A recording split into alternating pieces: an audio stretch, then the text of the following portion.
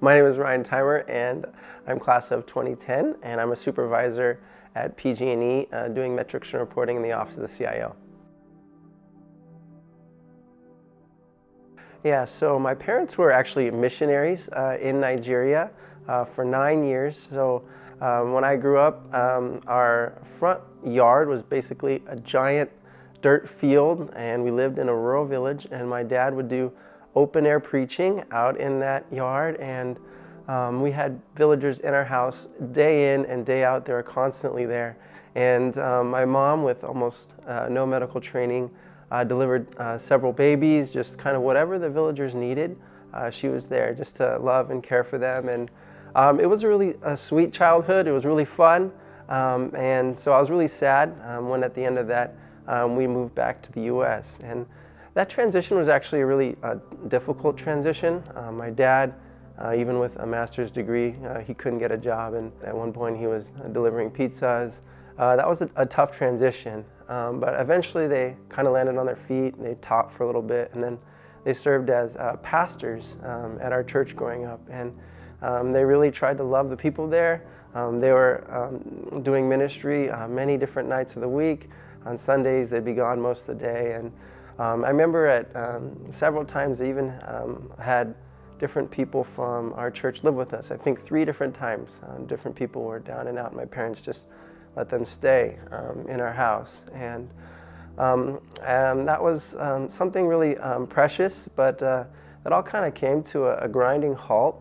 My senior year, there was some relational tension, and my parents resigned, and I remember just feeling really frustrated, and I was kind of frustrated that they had kind of been treated the way that they got treated, but at the same time I was also kind of frustrated at them. I'm like, why don't you just get a real job, move on, like get a job that pays for our family. And so I think because of all of that, by the time I got to college, I was just kind of out of the church. I was on my way out, and I was really just looking to football, and just wanted to make money so that I wouldn't be in the same situation that my parents were in. So I met a guy named Abe Yang, and he invited me out to church, and I thought, you know what, like my parents, they're gonna ask me for sure whether I'm going to church or not, and if I don't go, I'm not gonna have an answer. So I was like, well, you know what, I'll check it out. And I came that Sunday not really expecting that much, and I remember just hearing Pastor Ed preach, and I just remember being really moved by the message, and I said I could see myself here the next 4 years of my life, and I kept coming. And I think 2 of the people that had the most profound impact on my life there were Pastor Andy and Amy. Timmy had just been born, and then they invited us into their house. They had us over. They took us on trips. We just did life together. And I remember Timmy would cry because I think I was like one of the only white people, and he didn't know what to do with that. So he would cry. But I think that's when I first began to realize that, ministry isn't something that you just do on Sundays, but ministry was life. 1 Thessalonians, Paul says, we're willing to share not only the gospel with you, but ourselves as well. And that's really what I saw. I think as they did that, it really just transformed the way that I thought about my parents, and even all of the ways that they had served in church. And I began to actually finally understand, why they did what they did. They were trying to love and serve people that were just like me. And I think for the first time in my life, rather than being bitter about their involvement in church, I actually began to see it as an entrustment, something that was really beautiful and something that I really needed to steward in my own life and try to uphold as well in my own life. So.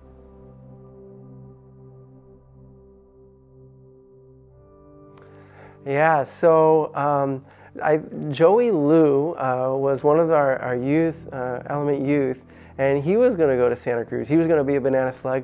So John and Carol started doing Bible studies down on the Santa Cruz campus, and people started coming. So they sent out a sign up, and my wife Ashley and I signed up, and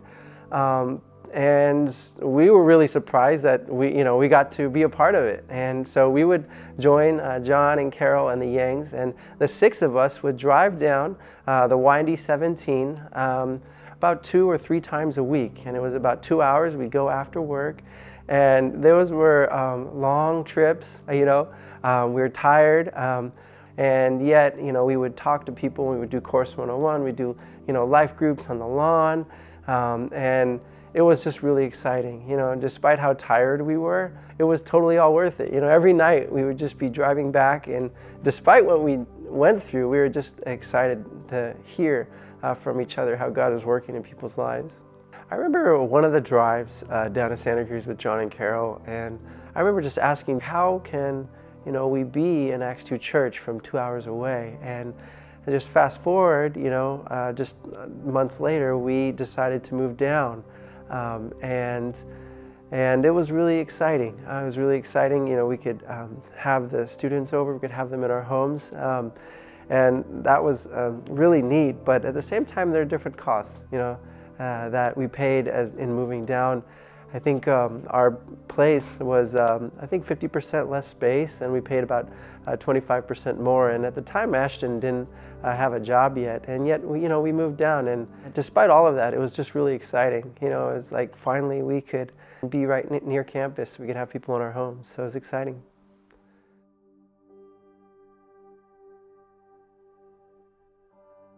I think it's been really neat, just kind of seeing how God, just the different people that we met at Santa Cruz and how God's worked in their lives. I think one of those people was Nico. When Nico came his freshman year, I remember him, he would show up on Sundays and he would just sprint for the door afterwards, and he wouldn't talk to anybody. And I think the only words to his roommate his freshman year were, "Hey, can you turn off the lights?" That was literally the only thing he said. And yet when I see Nico now today, he gave a special talk recently, and he is leading Course 101 with a group of guys, and it's just really neat seeing how God has transformed his life. And I think about another brother.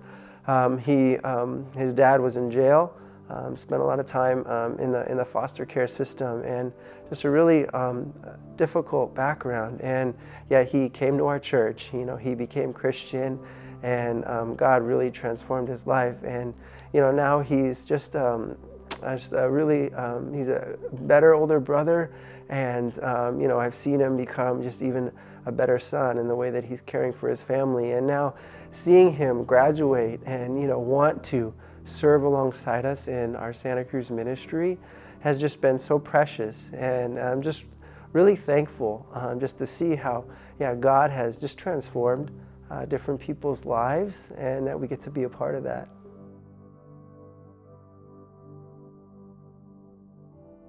I think before Huddy turned 2, he would constantly be asking, like, "Hey, are the aunties and uncles coming over tonight?" And I think when they would come over so often that when they didn't come over, he was kind of upset, And so the class of 2020, I think, was like kind of a permanent fixture in our living room. We would take them to IKEA, we'd go shopping together, we'd just talk about life, talk about work. We helped them find jobs, and they just became really precious to us. And it was the ups, we did all the ups together, and we did the downs together. I remember one guy, Paul, one of the brothers in our Santa Cruz ministry, his mom, was suffering from cancer, and I remember just talking with him, before taking him to work, just praying together in the mornings, going through that together. And then when she did pass away, a bunch of us just climbed into NV and just drove to LA just to be there for the service and then drive back up. So we did everything together, and it was, I think that's something that was really special. And I think, I guess something that happened just more recently is just even, my wife, Ashton, got COVID, and my son, Hudson, got COVID as well. And all the post-grads decided that they were going to, come over to our place to celebrate his birthday. And so they all came outside our patio, and they brought this huge bunch of balloons, saying happy birthday to this 4-year-old. And they had all these different presents for him. And some of the sophomore guys at our church, they all have Crocs, and so they decided that they were going to customize a pair of Crocs just for Hudson. And so they came all the way down just to hand us these Crocs for Hudson's birthday, and I just remember that day just thinking like, wow, like, yeah, this day I'm supposed to be really like, upset or frustrated. My wife has COVID and my son has COVID, and yet I was just couldn't help but just thank God. It was like actually a really joyful day, and I'm just really thankful that God has really actually transformed, the way that I see family, the way that I think about family, and the way that we can even do family in the church. It's so much bigger. I'm just, so thankful that this is, what our relational world is like. So.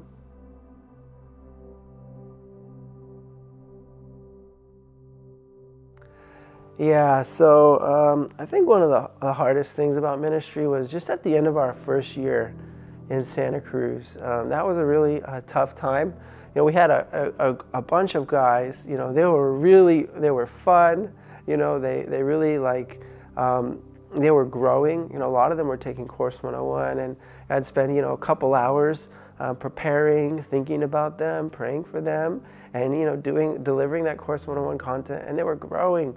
And it was really exciting to see how God was working in their life. And yet, at the end of the first year, I think different ones of them, they read the negative blogs about our church, and then for one reason or another, just decided not to come back. And I remember that was just really hard, because it was like, it's like, come on, you know me, you know where I live, you know what's in my refrigerator, you know what my life's about, you know how I spend my time. And so to not even be able to say goodbye, that was really hard, and that was really sad. And I still think about those guys. I still pray for those guys, and pray that they would know how much we love them and how much God loved them. And I hope in heaven one day to hear how God continued to work in their lives. So yeah.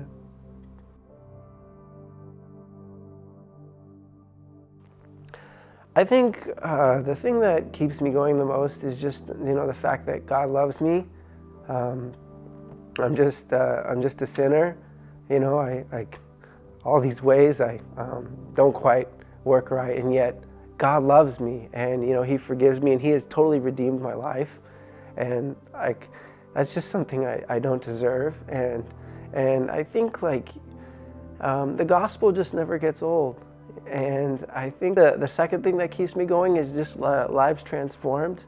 Apostle Paul, he says, the Thessalonians, you're my crown and my joy. And, you can relate to that in some ways, like those people, and seeing how God has transformed their lives, and getting to co-labor alongside them, it just never gets old. And it really motivates me when I think about those specific people and their stories, and that we get to serve alongside them today.